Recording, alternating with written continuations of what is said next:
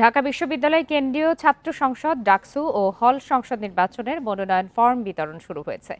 Senate ভবনে chief returning কর্মকর্তার কার্যালয় থেকে ৩০০ টাকা মূল্যের মনোনয়নপত্র সংগ্রহ করছেন শিক্ষার্থীরা। ফরম সংগ্রহের শেষ তারিখ ১৮ আগস্ট, জমাদান ১৯ আগস্ট।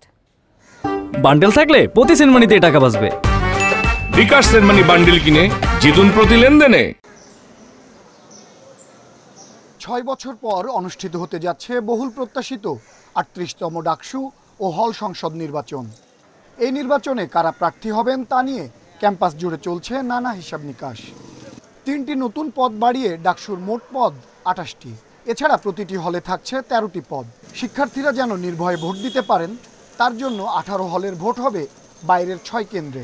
একজন প্রার্থী সর্বোচ্চ ৫ জন সমর্থককে সঙ্গে নিয়ে তুলতে পারবেন ফর্ম। এই নির্বাচনের মাধ্যমে স্টুডেন্টরা চায় যে তাদের একটা প্রতিনিধি নির্বাচিত হোক, এই প্রতিনিধিগুলো তাদের জন্য কাজ করুক। নিরপেক্ষ একটি লেভেল প্লেইং ফিল্ড হিসেবে ডাকসু কামনা করতেছি। নির্বাচন নিয়ে কোনো শঙ্কা নেই বলে জানিয়েছেন চিফ রিটার্নিং অফিসার। তিনি জানান, গণঅভ্যুত্থানের বিরুদ্ধে অবস্থান নেওয়া কারো ঠাঁই হবে না ভোটার তালিকায়।